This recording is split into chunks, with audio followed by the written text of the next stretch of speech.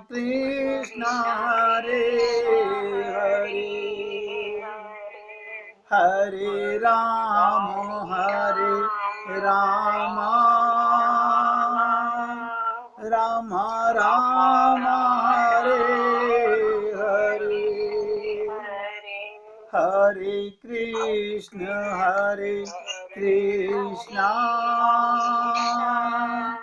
कृष्ण कृष्ण हरे हरे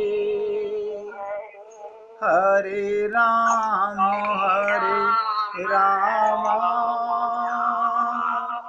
राम राम हरे हरे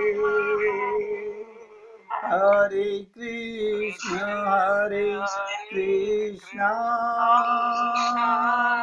कृष्ण कृष्ण हरे हरे हरे राम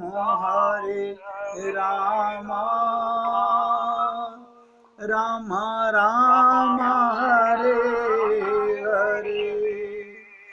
सभी पुण्यात्मा ध्यान से सुने। राजा ने पूछा, महाराज मुझे बताइए, मैं अपने कर्मों का प्रायश्चित कैसे कर सकूं? राजा की ऐसी दुखमयी हालत देखकर महात्मा बोला, राजन एक उपाय है, हर चीज का उपाय है। अभी सुन लीजिए, फिर आपको बताऊंगा। कोई भी जीवन में हमने, अरे बाबा जब तक भगवत प्राप्ति नहीं करे हो जाएगी तब तक हम रोज ही पाप कर रहे हैं। आपको अपने पापों का खुद पता नहीं चलेगा।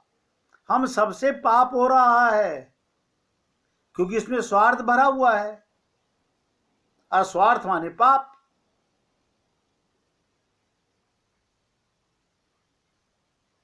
तो क्या कहा साधु ने, राजन एक उपाय है, आपको कोई ऐसा कार्य करना है जो देखने में तो गलत हो, वास्तव में गलत ना हो।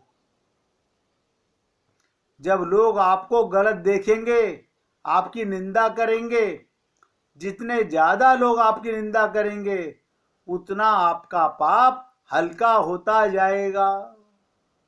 आपका अपराध निंदा करने वालों के हिस्से में आ जाएगा। इससे हमें क्या शिक्षा लेनी चाहिए? कभी किसी की निंदा मत करो, बहुत बड़ा पाप है। और आप और हम लोग खूब सुनते भी हैं और करते भी हैं। ये सुनकर राजा पृथु महल में आकर काफी सोच विचार किया। और अगले दिन सुबह उठकर शराब की बोतल लेकर राजा पृथु चौराहे पर जा बैठे। सुबह सुबह राजा को इस हालत में देखकर सब लोग आपस में राजा की निंदा करने लगे। कैसा राजा है, कितना निंदे कृत्य कर रहा है, क्या ये शोभनीय है? आदि आदि निंदा की परवाह किए बिना राजा पूरे दिन शराबियों की तरह अभिनय करते रहे। नोट कीजिएगा जो मैंने शब्द बोला है, अभिनय करते रहे, एक्टिंग करते रहे। और इस पूरे कृत्य के पश्चात जब राजा पृथु पुनः साधु के पास गए तो क्या देखते हैं, कुटिया के बाहर जो लीद का भंडार था वो एक मुट्ठी रह गई। आश्चर्य से बोले, महाराज ये कैसे हुआ, इतना ढेर कहां गायब हो गया? साधु ने कहा, ये आपकी जिसने निंदा की, जिन जिन लोगों ने आपको अनुचित निंदा की, आपका पाप उन सबके पास बढ़ गया है। फिर राजा ने पूछा, महाराज ये मुट्ठी भर क्यों रह गया, एक मुट्ठी कैसे बचा रह गया? तो ऋषि बोले, राजन ये तुम्हारा कर्म था। जितना तुमने मेरी भिक्षा पात्र में मेरे खाने के लिए दिया था उतना तो तुम्हें खाना ही पड़ेगा। कोई कितना भी उपाय, कितना भी दान पुण्य कर ले, उसका कर्म दोष कट तो जाएगा। पर उसका मूल नष्ट नहीं होता, उतना तो उसे भरना ही पड़ेगा। इसलिए सब सुने और जीवन में उतारें। जब हम किसी की बेवजह निंदा करते हैं तो हमें उसके पाप का बोझ भी उठाना पड़ता है। हमें अपने किए कर्मों का फल तो भुगतना ही पड़ता है। अब चाहे हंसकर भुगतें या रोकर भुगतें, लौटकर वापस आता है। अब रही बात यह कि जो मैंने कहा, आप और हम लोगों ने इतने बड़े जीवन में अनंत पाप किए हैं,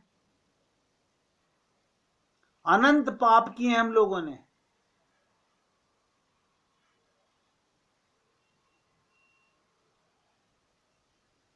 हमें पता नहीं है। जब तक भगवत प्राप्ति नहीं होगी, हमसे रोज पाप ही तो हो रहा है।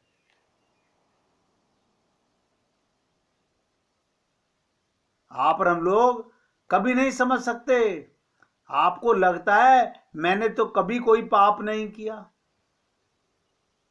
ये तो आप कह रहे हो, अपने मुंह मियां मिट्ठू बन रहे हो कि मैंने कोई पाप नहीं किया। आप और हम लोगों ने अनंत बार पाप किए हैं, अनंत पाप किए हैं। अब आप पूछे कि क्या उसका भी कोई उपाय है? पूरा उपाय है। आज तक के जितने भी पाप हमसे हुए हैं, उन सबको अगर आप किसी एक ही दवा से खत्म करना चाहते हो, करने से होगा। यह भी याद रखिएगा, सुनने से नहीं होगा। वो भगवान श्री कृष्ण ने गीता के 18वें अध्याय के 66वें श्लोक में कहा है, अहम त्वाम सर्व पापेभ्यो, मैं तेरे सारे पापों की फाइल अनंत जन्मों की जलाकर राख कर दूंगा। कमाल है। क्या करना है? अपने को अपना मानना है, बस। बताइए, शरणागति क्या होती है? मेरा कल्याण मार्ग बताने वाला गुरु। अब मेरा कल्याण कहां होगा? भगवान की शरणागति में जाकर के। अपने को अपना मानने में कष्ट हो रहा है, इतना सा काम है। और आप और हम लोग सारा जीवन शरीर के कारण, शरीर के रिश्ते संसार से हैं। आपका रिश्ता केवल परमात्मा से है। और जिस दिन ये बात समझ आ गई, उस दिन आपको कहीं भटकने की आवश्यकता नहीं है। बस एक छोटा सा कार्य, भगवान की शरणागति। और मैंने कहा, हम सबका पिता। इसमें कोई झगड़ा नहीं है कि आपका मेरा। शरीर के अलग अलग पिता हो सकते हैं, ध्यान से सुनो। शरीर के अलग अलग पिता हो सकते हैं, आत्मा का एक पिता परमात्मा है। और भगवान ने कहा, जो मेरी शरण में आ जाता है, ये शरण क्या है? जो मुझे अपना पिता मान लेता है। और भगवान ने तो यहां तक कहा, कोई बात नहीं, पिता नहीं मानना चाहते, माता अच्छी लगती है, माता मान लो। पति अच्छा लगता है, पति मान लो। सखा अच्छा लगता है, सखा मान लो। अगर मुझे बेटा भी बनाना तुम्हें अच्छा लगता है तो बेटा बना लो। बताइए, कोई संसार का पिता, कोई भी संसार का पिता आपसे कहेगा मुझे अपना बेटा बना लो, मुझे अपनी पत्नी बना लो, या मुझे अपना पति बना लो? हे जीवो, कहां सो रहे हो? जागो। भगवत प्राप्ति तुम्हारे कदम चूमना चाहती है। अपने कल्याण का मार्ग खुला हुआ है। ये दान दून करने से, पूजा पाठ करने से आपके पाप कभी समाप्त नहीं होंगे। सुनहरे शब्दों में नोट कर लेना।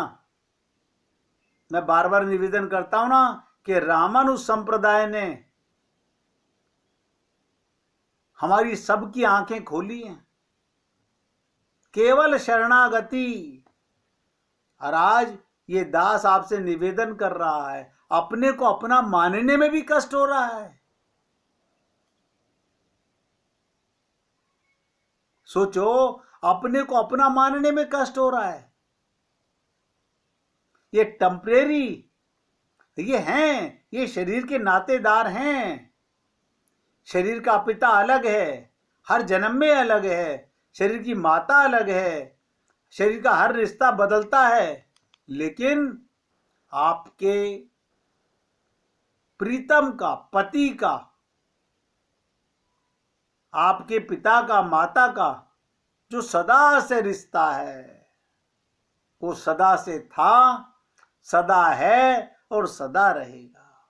बस इतनी सी त्रुटि हमारी, हमने अब तक इतने जन्म ले लिए हैं। हमने एक अपनी ये गलती, अपने को अपना मानने में कष्ट हो रहा है। बताइए कमाल की चीज।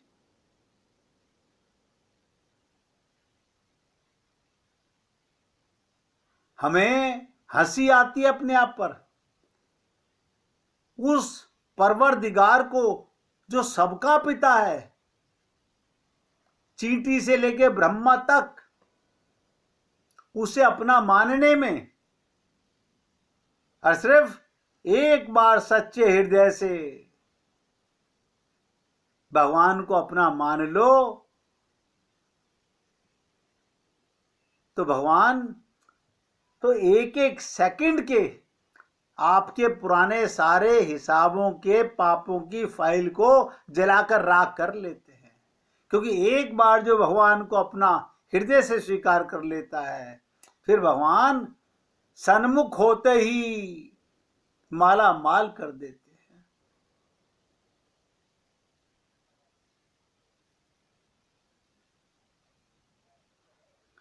भक्त की चमक,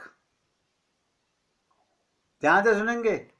एक ऋषि लोटा रोज मांजते थे, एक ऋषि रोज लोटा मांजते थे। एक शिष्य ने उनको कहा, गुरुवर, लोटे को रोज मांजने की क्या जरूरत है? सप्ताह में एक बार मांज लिया करो, आप रोज मांजते हो इसे। ऋषि ने कहा, बात तो सही है। अब फिर उसके बाद उन्होंने उसे नहीं मांजा। उस लोटे की चमक फीकी पड़ने लगी। सप्ताह के बाद ऋषि ने शिष्य से कहा कि लोटे को साफ कर दो। शिष्य लोटे को काफी देर तक मांजने के बाद भी पहले वाली चमक नहीं ला सका।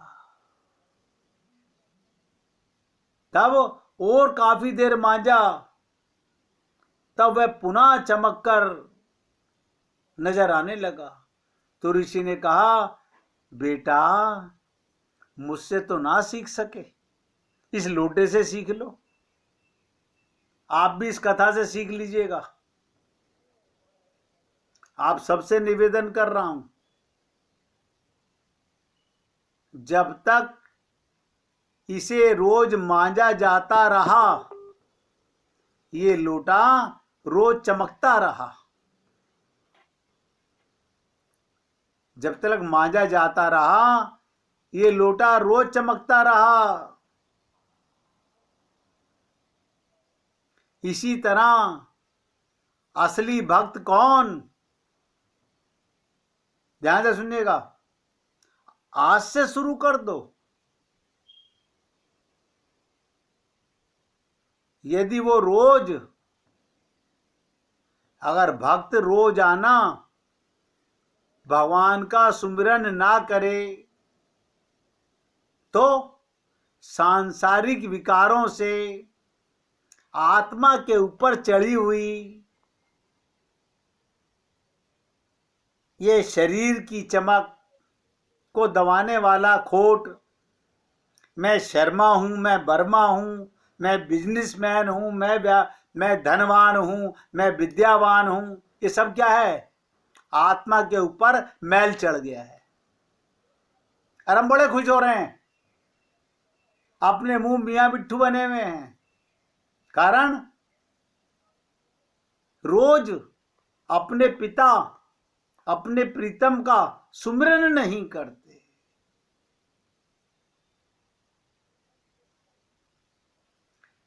देखिएगा, हर रोज जैसे लोटा मांजने से चमकता रहता है, इसी प्रकार जो जीव हर रोज भगवान का सुमिरन करता है, एक दिन भी अगर आपकी चमक फीकी, एक भी दिन तुमने सुमिरन नहीं किया, तो भक्ति की चमक धीरे धीरे फीकी पड़ने लगेगी और माया की चमक आप पर हावी होने लगेगी। और आप और हम लोग तो अनंत जन्मों से, सोचिएगा, अनंत जन्मों से, इसी जन्म से नहीं, अनंत जन्मों से माया के चक्कर में फंसे हुए हैं। कोशिश कीजिए,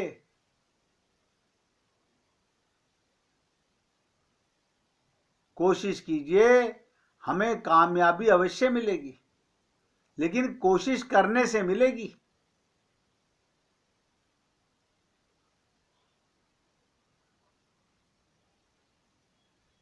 बिना कोशिश करे कुछ नहीं होने वाला।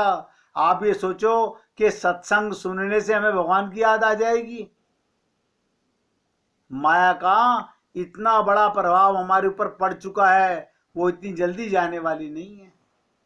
इसलिए रोजाना जैसे लोटे को मांजने से उसके ऊपर चमक रहती है, इसी प्रकार भगवान का रोज सुमिरन करने से, रोज सुमिरन करने से आपके हृदय में ये चमक, अपना संबंध लगातार बना रहेगा।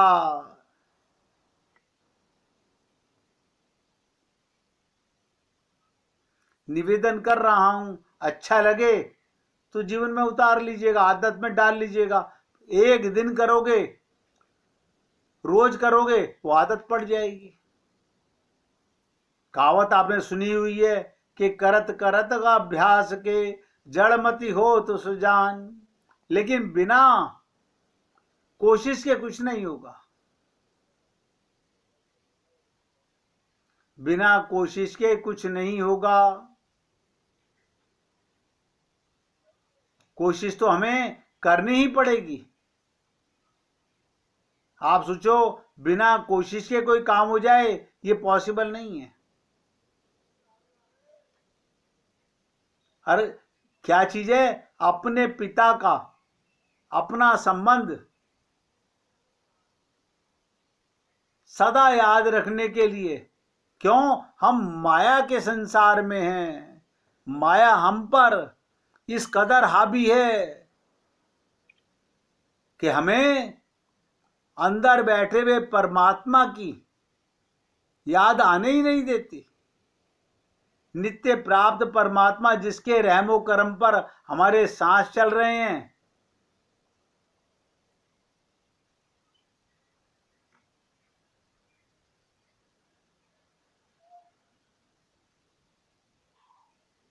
किसके रहमो दम पर बताइए? ये माया के दम पे है। माया तो तब भी रहेगी जब आप संसार से जाओगे, केवल भगवान के दम पर। लेकिन हम उसे ही भूले हुए हैं जिसकी कृपा के हम लोग सब पात्र हैं। इसलिए आप सबसे निवेदन करता हूं कि अब अपने आप को, अपनी त्रुटियों को सुधारने का पूरा प्रयत्न करें। जीवन बहुत छोटा है, उसे जियो। प्रेम दुर्लभ है, उसे पकड़कर रखो। क्रोध बहुत खराब है, उसे दबाकर रखो। भय बहुत भयानक है, उसका सामना करो। और स्मृतियां बहुत सुखद हैं।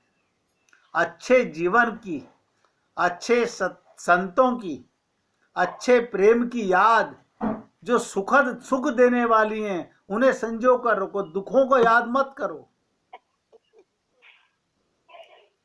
क्या मतलब? अगर किसी के पास मन की शांति है, ध्यान से सुनिएगा, अगर किसी के पास मन की शांति है तो उससे बड़ा धनवान इस पृथ्वी पर कोई नहीं है। इसलिए हृदय से पुकारिएगा। 1 मिनट भगवान का कीर्तन करेंगे।